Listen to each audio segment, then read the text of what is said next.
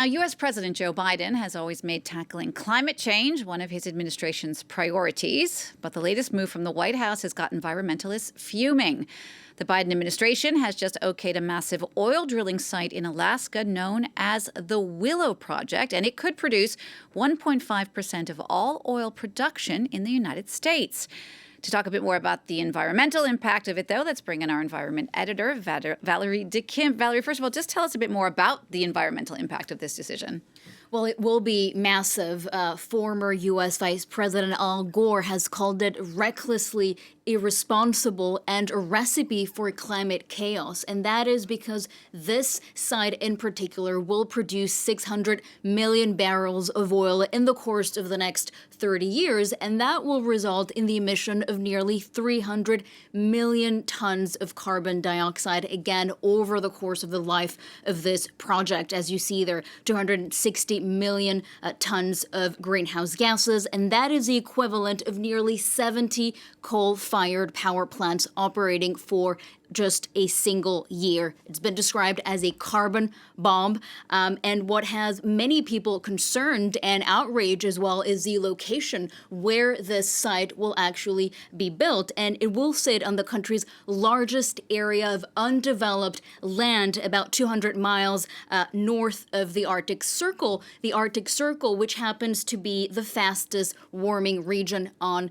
the planet. And the irony of this Willow project is that the project itself will be vulnerable to climate change. The company behind it, ConocoPhillips, even plans to install chillers to protect the permafrost and keep the permafrost frozen under the heavy equipment that they will be using there.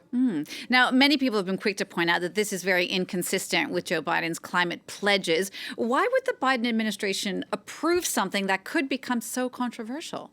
I mean, one of Biden's quotes from the presidential campaign has been widely cited since that decision was made public. And when he famously said, "No more drilling on federal lands, period." And so certainly this decision comes as a stab in the back for environmentalists. And the easy answer to why this has happened is politics. And so commentators have been providing several explanations, but this obviously could be part of a strategy to show that Biden is moving to the center as he's preparing for next year's presidential campaign. So you could see this as a political balancing act. We know that Biden signed into law last August a massive climate plan, a historic deal, the Inflation Reduction Act, more than $300 billion in climate investment. So in a way, it's saying, okay, he's got the green credentials. Now he needs to reach out to the working class who are concerned about oil prices. And that is the second explanation, gasoline prices. We know that the war in Ukraine has largely come in the way of climate action, with countries really trying to secure sources of energy, fossil fuel-based energy. And so those in favor of Willow are saying this will lessen the country's dependence on foreign oil imports. But then what does this mean for America's climate pledges, and what kind of message is this sending to the world?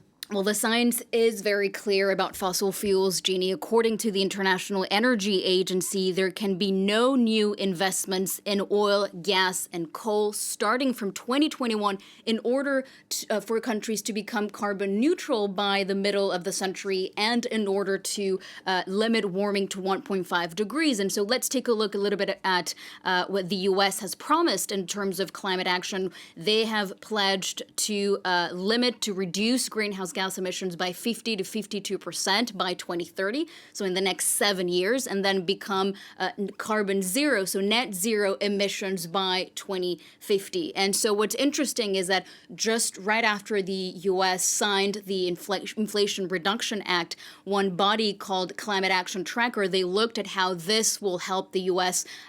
Stay on track to reach their climate promises. And what they found is that even with massive investment, more action would be required in order to reach their promises. And if this additional measures were not put in place, well, the U.S. would actually only limit its emissions by 26 to 40%, so well below their promises. And so overall, what they found is that U.S. climate action was insufficient. And so now, if we talk about Willow, it can only mean that the U.S. will go even more off track its emissions, as we know that they will be putting more greenhouse gases into the atmosphere.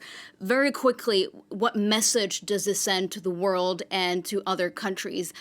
When the U.S. again signed that historic climate deal, it showed that the U.S. was willing to take its responsibilities and being the largest historical emitter and the second largest emitter of greenhouse gases in the world.